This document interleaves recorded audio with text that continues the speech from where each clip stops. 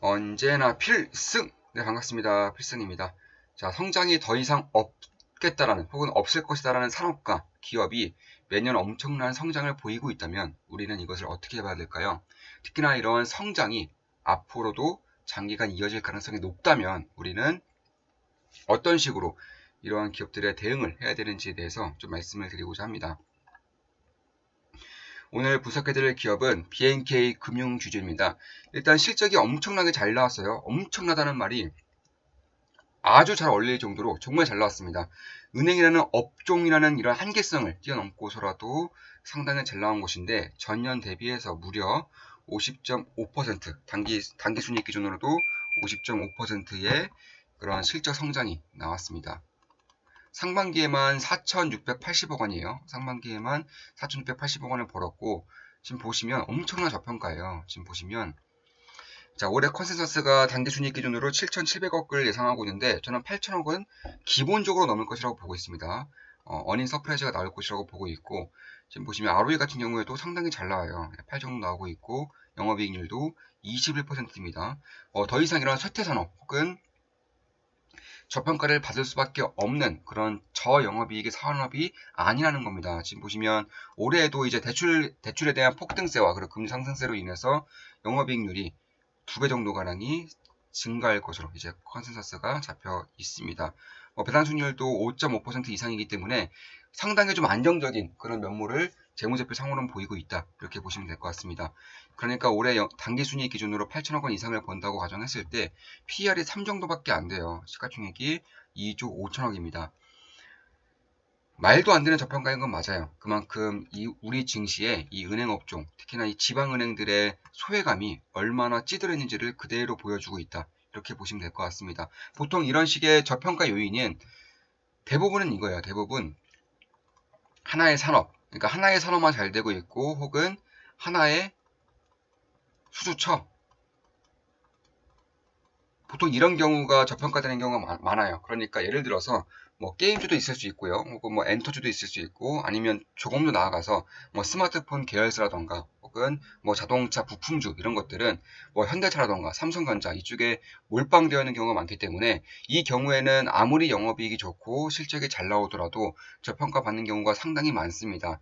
다만 지금의 은행은 안 그렇죠. 물론 예전의 은행, 몇 년 전까지만 해도 은행이 이쪽에 대한 메리트가 별로 없었다라고 보여줬던 것은 맞는데 지금은 아니에요. BNK 금융주주만 하더라도 은행뿐만 있는 게 아니죠. 뭐 부산은행, 경남은행뿐만 아니라 사실상 뭐 캐피탈, 뭐 증권, 투자증권, 저축은행, 자산운용, 신용정보 혹은 벤처 투자까지 여러 가지 산업을 영위하고 있고 중요한 것은 이 산업들에 대한 실적이 전부 다 좋다는 거예요.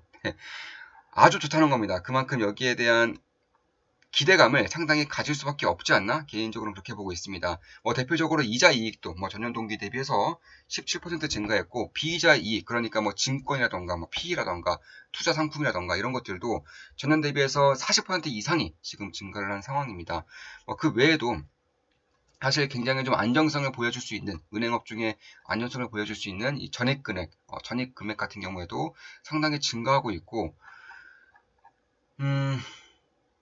지금 보시면 이런 뉴스가 많이 나오고 있어요. 지금 보시면 정부 고점 경고 아랑곳 않는 주택 매수세 지난달 주담대 올해 최대 증가. 그러니까 아무리 정부에서 지금 규제를 한다고 해도 혹은 뭐 경고를 내비친다고 해도 이 대출 증가세가 꺾이지가 않는 거예요. 대출 증가세는 대부분의 은행에서 차지하고 있기 때문에 여기에 대한 수혜를 그대로 볼 수가 있다. 그럼 앞으로 대출 증가세가 꺾일 것인지 혹은 대출의 잔액이 꺾일 것인지를 봐야 되는데 그럴 가능성이 저는 별로 없다라고 보고 있어요. 본격적으로 3기 신도시가 지금 공급이 될 예정이고 3기 신도시라 하면 결국 부동산이기 때문에 부동산을 이제 매수할 때 대부분은 또 대출을 이제 받고 매수를 하는 것이죠. 그러니까 이러한 대출 잔액이 꺾인다거나 이런 일은 별로 일어나지 않는다. 특히 대선 충당금 같은 경우에도 역대급으로 쌓여 있기 때문에 사실상 대출을 갚지 못하는 상황이 발생한다고 하더라도 리스크가 생각보다는 크지 않아요. 그러니까 예전에 은행이 아니다라는 것을 이 재무제표만 보더라도 충분히 알 수가 있게 된다는 겁니다. 그뿐만 아니라 사실상 BNK 금융주주 같은 경우에는 이 부울경, 그러니까 경상도 쪽에 그런 경기와 상당히 밀접한 관련이 있는 것인데, 최근에 포스코라던가 뭐 조선주라던가 아니면 철강업종도 마찬가지고요, 건설업종도 마찬가지입니다. 거의 대부분의 경기 민감주 업종들이 사상 최대치의 매출을 내고 있어요. 당연히 이런 것들에 대한 경기 회복이 이 지방은행의 대표격인 BNK 금융주주에도 상당히 좋을 수밖에 없는 그런 상황인 것이고, 무엇보다 장기적으로 또 좋을 수 있는 이유 중에 하나가, 보통 대출은 장기금리죠. 장기간 이런 대출을 받음으로써 나눠서 내는 경우가 많습니다. 그런데 이 금리 상승이 이루어진다면 이 은행업종, 은행주들에 대한 실적이 좋아질 가능성이 상당히 높다는 거예요. 굉장히 간단한 논리로 제가 한번 예를 들어서 말씀드려 보면, 보통 은행이라는 것은 이 단기금리로 돈을 빌려서 장기금리로, 장기로 돈을 빌려줌으로써 이런 이자율에 따른 그런 수익을 얻는 그런 굉장히 보통은 이제 땅 짓고 헤엄을 친다고 하죠. 그 정도로 굉장히 좀 쉬운 그런 분석하기에도 굉장히 영리한 그런 부분을 가지고 있습니다. 물론 재무제표적인 부분에서는 상당히 어려운 부분이지만 이 산업 자체만을 보고 있을 때에는 그렇다는 겁니다. 이 대표적인 예로 단기금리로 뭐 예적금이 있죠. 예적금. 그리고 장기금리로는 뭐 대출이 있습니다. 자, 한번 예를 들어보면은 앞으로 금리가 상승할 거예요. 이제 한국은행 측에서도 금리 인상은 예정된 것으로 이제 보여지고 있습니다. 자, 금리가 인상이 됩니다. 그러면 보통 우리 예적금 할 때, 예금 적금 넣을 때 금리가 인상된다고 해서 예를 들어서 뭐 3년 후가 만기입니다. 3년 후가 만기면 이 금리가 인상된 만큼 은행에서 이자 수익을 인상해 주는 경우는 없죠. 인상 안 해줍니다. 금리가 인상되더라도 예금 적금에 대한 이자율은 인상이 안 돼요. 은행 측에서 손해보는 것이 아예 없다는 겁니다. 대출 같은 경우는 어떻죠? 대한민국 80% 이상, 80% 이상이 변동금리죠. 변동금리라는 것은 금리 인상이 진행됐을 때 혹은 금리가 상승했을 때에는 가변적으로 금리가 인상된다는 것을 뜻하죠. 그러니까 대출 금리가 인상이 되니까 은행들은 이제 올라간 대출 금리를 통해서 수익을 얻는 것이고, 올라가지 않는 그런 예적금을 통해서 이자 수익을 주는 것이기 때문에 결국에는 여기에 오는 수익 차입금이 상당히 크다는 거예요. 대출 잔액이 많을수록 예적금에 대한 그런 전입액이 많든 적든 상관없이 결국에는 대출 증가세가 지속적으로 증가하고 있고, 무엇보다 대출 잔액이 줄어들 가능성은 거의 없다는 거예요. 보통의 대출을 받을 때 장기 대출로 받기 때문에 설사 대출에 대한 증가세가 꺾인다 한들 대출 잔액이 감소할 일은 앞으로 당분간은 없다라는 것을 봤을 때에도 상당히 안정적인 성장세를 유지할 가능성이 높아지고 있다, 이렇게 보시면 될 것 같습니다. 그러니까 이 장기 대출과 장기 금리와 단기 금리의 그런 차이로 인해서 혹은 금리 상승으로 인해서 굉장히 안정적인 실적의 성장세를 지금 담보받고 있는 업종 중에 하나가 바로 은행 업종이고요.